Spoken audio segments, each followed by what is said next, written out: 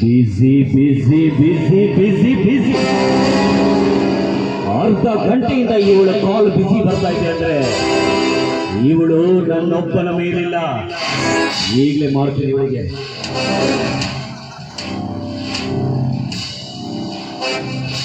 Hello hello Tanushree, ಎಲ್ಲಿದ್ದೀರಿ? ಎಷ್ಟೊತ್ತಿಂದ ಕಾಲ್ ಮಾಡ್ಬೇಕು ನಿನಗೆ?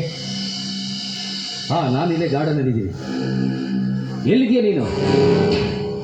ಇಷ್ಟೋ ತನಕ ಬಿಸಿ ಬರ್ಬೇಕಾದ್ರೆ ತನುಶ್ರೀ ನೀನಿಲ್ಲಿ? ಫ್ರೆಂಡ್ ಮನೆಗೆ ಹೋಗಿದ್ದೆ, ಅಲ್ಲಿ ನೀವು ಇದೇ ನೋಡಿ ಪಾಸ್ ಆಗ್ತಿರೋ ವಿಷಯ ಗೊತ್ತಾಯ್ತು.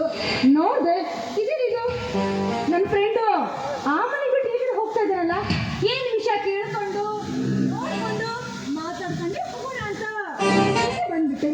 ತನುಶ್ರೀ, ನಿನ್ನಿಂದ ಒಂದು ಮಹತ್ತರವಾದ ಕೆಲಸ ಆಗ್ಬೇಕಾಗಿದೆ. ಆ ಕೆಲಸವನ್ನು ನೀನು ಮಾಡೇ ಮಾಡ್ತೀಯ ಅನ್ನೋ ನಂಬಿಕೆ ನನಗಿದೆ.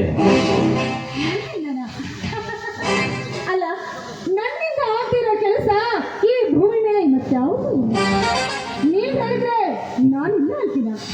ಹೇಳಿ ಏನ್ ಕೆಲಸ? That's my lovely baby. ನಿನ್ನ ಕಡೆಯಿಂದ ಆ ಕೆಲಸ ಹಾಗೆ ಆಗುತ್ತೆ ಅನ್ನೋ ನಂಬಿಕೆಯಿಂದನೇ ನಿನ್ನ ಇಲ್ಲಿ ಬರಕ್ಕೆ ಹೇಳಿದೆ. ಆ ರುದ್ರಕಾಂತ ನಿನಗೆ ಗೊತ್ತಿರಬೇಕು. ಅವನ ಮಡದಿಯನ್ನ ನನ್ನ ತಂದೆ ಆಸೆ ಪಟ್ಟಿದ್ರು.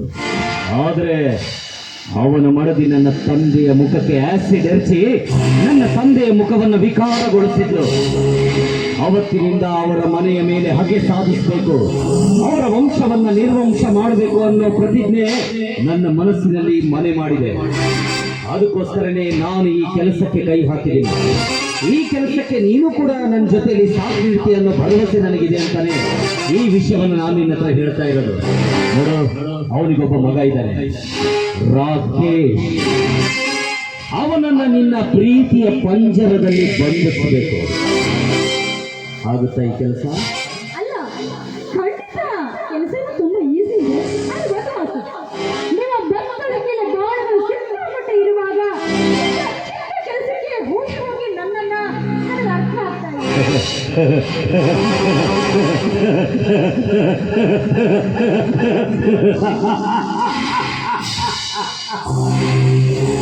Exactly correct.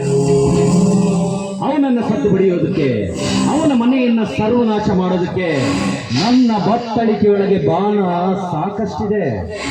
ಆದರೆ ಒಂದು ಹುಲಿಯನ್ನ ಹಿಡಿಬೇಕಾದ್ರೆ, ಒಂದು ಹುಲಿಯನ್ನ ಬೇಟೆಯಾಡಬೇಕಾದ್ರೆ ಕುರಿಯನ್ನು ಇನ್ನೊಂದು ಬೇಟೆಯಾದರೂ ಮುಂದೆ ನಿಲ್ಲಿಸಲೇಬೇಕು. ಆ ಬೇಟೆಯೇ ನೀನಾಗಬೇಕು. ಆ ಹುಲಿ ನಿನ್ನ ಹತ್ರ ಬರಬೇಕು. ಆವಾಗ ನಾನು ಅದನ್ನ ಬೇಟೆಯಾಡಬೇಕು. ಇದೇ ನನ್ನ ಸಿದ್ಧಾಂತ. ಅದಕ್ಕೋಸ್ಕರನೇ ನಾನು ನಿನ್ನನ್ನು ನೇಮಿಸಿಕೊಂಡಿರೋದು. ಹಾಗಾಗಿ ಈ ಕೆಲಸ ಮಾಡೋದು ನನಗೆ ಬರೀ ಚುಟುಕಿ ಹೊಡೆದಷ್ಟು ಸಾಧ್ಯ. ಆದರೆ ಅವನು ನನ್ನ ತಂದೆಗೆ ಮಾಡಿದಂಥ ಅವಮಾನ, ಅವನ ಹೆಂಡತಿ ನನ್ನ ತಂದೆಗೆ ಮಾಡಿರುವಂತ ಒಂದು ಮಾನ ಅಪಮಾನ, ಇದೆಲ್ಲವನ್ನ ನೋಡ್ತಾ ಇದ್ದೇನೆ. ನನ್ನ ರಕ್ತ ಈಗಲೂ ಕೂಡ ಗೊತ್ತಿತ್ತು. ಅವನು ದಿನನಿತ್ಯ ಅವನಿಗೆ ನಾನು ಯಾಕೆ ಈ ರೀತಿ ಮಾಡಿದೆ ಅನ್ನೋ ಒಂದು ಪ್ರಶ್ನೆಯಲ್ಲಿ ಅವನು ಒಂದೊಂದು ದಿನ, ಒಂದೊಂದು ಕ್ಷಣ, ಒಂದೊಂದು ನಿಮಿಷ ದಿನನಿತ್ಯ ನರಳಿ ನರಳಿ ಸಾಯ್ಬೇಕು. ಆ ರೀತಿಯಾಗಿ ನೀನು ಮಾಡಬೇಕು. ಅದಕ್ಕೋಸ್ಕರನೇ ನಾನು ನಿನ್ನನ್ನು ಹುಡುಕಿದ್ದು. ಚಿಕ್ಕ ಕೆಲಸನ ನೋಡಿ, ಆ ಹುಲಿಯನ್ನ ಹುಲಿಯನ್ನಾಗಿ ಮಾಡಿ ಅವನನ್ನ ನನ್ನ ಅಂಗೈಯ ಮುಷ್ಟಿಯಲ್ಲಿ ಬಂಧಿಸಿ ವಿಲ ವಿಲ ವಿಲ ಅಂತ ಒದ್ದಾಡಿ ಅವನ ಸ್ವಲ್ಪ ಆಸ್ತಿನ ಕೊಂಡ್ಕೊಂಡು ಬೀದಿ ಬರೋ ಥರ ಮಾಡೇ ಅಷ್ಟೇ ಅಲ್ಲ, ಕೊನೆಗೆ ನಿಮ್ಮ ಪಾದಕ್ಕೆ ಬಂದು ಸೋಲಕೊಂಡು ತಪ್ಪಾಯ್ತು, ನನಗೆ ಕ್ಷಮಿಸಿರು ಅಂತ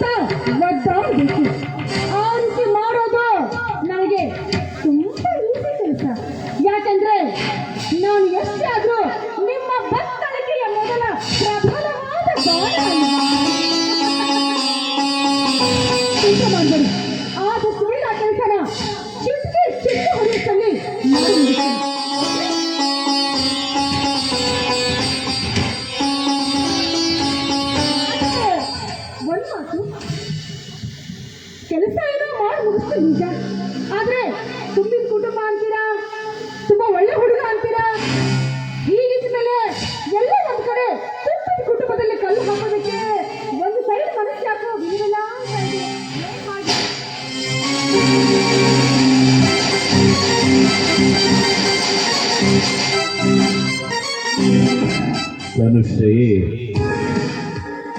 ಇವತ್ತಿನ ಜಗತ್ತಿನಲ್ಲಿ ಒಳ್ಳೆಯದು ಬದುಕಬೇಕಾದ್ರೆ ಕೆಟ್ಟದ್ದು ಇರಲೇಬೇಕು. ಆ ಒಳ್ಳೆಯದನ್ನ ಸರ್ವನಾಶ ಮಾಡಬೇಕಾದ್ರೂ ಕೂಡ ಕೆಟ್ಟದ್ದು ಇರಲೇಬೇಕು. ಆದರೂ ಕೂಡ ಮನಸ್ಸಿನಲ್ಲಿ ನಿನಗೆ ಒಂದು ರೀತಿಯಾಗಿ ವೇದನೆ ಆಗುತ್ತೆ ಅಂತ ಹೇಳಿ ನನಗೆ ಚೆನ್ನಾಗಿ ಗೊತ್ತು. ಆದ್ರೆ ವಿಚಾರ ಮಾಡು, ನಿನ್ನ ತಾಯಿ ಈಗ ಆಸ್ಪತ್ರೆಯಲ್ಲಿದ್ದಾಳೆ. 15 ಲಕ್ಷ ಖರ್ಚಾಗತ್ತೆ. ಅವಳನ್ನು ನೀನು ಯಾವ ರೀತಿಯಾಗಿ ನೋಡ್ಕೊಳ್ತೀಯ?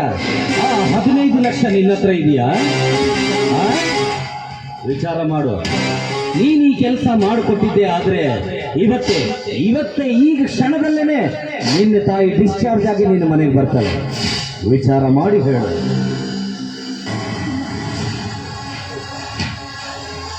ಏನು ಮಾಡಿ ನನಗ ತುಂಬಿದ ಕುಟುಂಬನ ಸರ್ವನಾಶ ಮಾಡ್ಲಾ ಅಥವಾ ತಾಯಿಯ ಪ್ರಾಣಕ್ಕೋಸ್ಕರ ಸುಮ್ಮನಾಗ್ಬಿಡ್ಲ?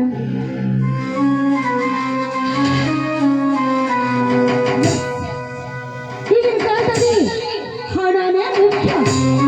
ಹಣದಿಂದಾಗಿ ನನ್ನ ತಾಯಿಯ ಪ್ರಾಣ ಉಳಿಯುತ್ತಂದ್ರೆ ಬೇಡ. ನೀನೇ ಆದ್ರೂ ನನ್ನ ತಾಯಿಯ ಪ್ರಾಣಕ್ಕೋಸ್ಕರ ಈ ಕೆಲಸಕ್ಕೆ ಹೋಗಲೇಬೇಕು. ನೋಡಿ, ನಿಮ್ಮ ಆಸೆಯಂತೆ ನಮ್ಮ ತಾಯಿಗೋಸ್ಕರ ಈ ಕೆಲಸವನ್ನ ನಾನು ಮಾಡ್ತೀನಿ. ನೀನನ್ನು ಪ್ರೀತಿಸಿದ್ದಕ್ಕೂ ನನ್ನ ಜನ್ಮ ಸಾರ್ಥಕ ಆಯಿತು. ಆದರೂ ಪ್ರೀತಿ ಮಾಡಿದವಳನ್ನ ಮತ್ತೊಬ್ಬರ ಮನೆಗೆ ಕಳಿಸಿ ಮತ್ತೊಬ್ಬನ ತೋಳ್ತೆಕೆಯಲ್ಲಿ ಚಕ್ಕಂದ ಹಾಡೋದನ್ನ ನೋಡಿದಾಗ ನನಗೂ ಒಂದು ರೀತಿ ನೋವಾಗುತ್ತೆ. ಆದರೆ ನನ್ನ ಮನಸ್ಸಿನಲ್ಲಿ ಇರೋದು ಒಂದೇ ಸೇಡು, ಆ ರುದ್ರಕಾಂತನ ಸಂಸಾರ ಸರ್ವನಾಶವಾಗಬೇಕು. ಅದಕ್ಕೋಸ್ಕರ ನನ್ನ ಘಟ ಉರುಳಿದ್ರೂ ಚಿಂತೆ ಇಲ್ಲ. ಈ ಕೆಲಸ ನಾನು ಮಾಡೇ ಮಾಡ್ತೀನಿ ಅಂತೇಳಿ ನನ್ನ ಎದುರುಗಡೆ ನಾನು ನನ್ನ ತಂದೆ ಎದುರುಗಡೆ ಪಣ ತೊಟ್ಟು ಬಂದಿದ್ದೀನಿ, ಪ್ರತಿಜ್ಞೆಗೈದು ಬಂದಿದ್ದೀನಿ. ಈ ಕೆಲಸವನ್ನ ನೀನು ನನ್ನ ಜೊತೆಲಿ ಮಾಡಿದ್ದೆ ಆದರೆ ಅವರ ಮನೆಗೆ ಬರೀ ನೆಪ ಮಾತ್ರಕ್ಕಷ್ಟೇ ನೀನು ಹೋಗು. ಅವನನ್ನು ಬರೀ ಪ್ರೀತಿಯ ನಟನೆ ಮಾಡು. ಅದಾದ ನಂತರ ಅವನನ್ನು ನೀನು ಮದುವೆ ಆಗು. ಅವರ ಮನೆ ಸರ್ವನಾಶವಾದ ಮೇಲೆ ಮತ್ತೆ ನಾವಿಬ್ಬರು ರಿಜಿಸ್ಟರ್ ಮ್ಯಾರೇಜ್ ಮಾಡಿಕೊಂಡು ಹಾಯಾಗಿ ಥೈಲ್ಯಾಂಡಿಗೆ ಹೋಗಿ ಸೆಟ್ಲ್ ಆಗ್ತೀವಿ. ಖಂಡಿತ ನಿಮ್ಮ ಆಸೆ ಅಂತೆ. ಆದ್ರೆ ಇಷ್ಟೆಲ್ಲ ಕೆಲಸ ಆದ್ಮೇಲೆ ನನ್ನ ಕೈ ಬಿಡೋದಿಲ್ಲ ತಾನೇ? तनुश्री, प्यार भी तुमसे ही करूंगा, शादी भी तुमसे ही करूंगा, प्यार भी तुमसे ही करूंगा, शादी भी तुमसे ही करूंगा, मगर किस्मत ने धोखा दिया तो कब्रिस्तान में तुम्हारा इंतजार करूंगा. ಅಂದ್ರೆ ಮತ್ತೆ ಕಡ ನಿನ್ನ ಪ್ರೀತಿಯ ಗುಂಗಲಿ ಬಿದ್ದರೆ ನನಗೆ ನಿನ್ನ ಕೆಲಸ ಆಯ್ತು ಅಂತಂತ. ಹಾಗಾದ್ರೆ ನುಡಿಸು ಒಂದು ರಾಜ ರಂಜನೀಯ ಸ್ವರ.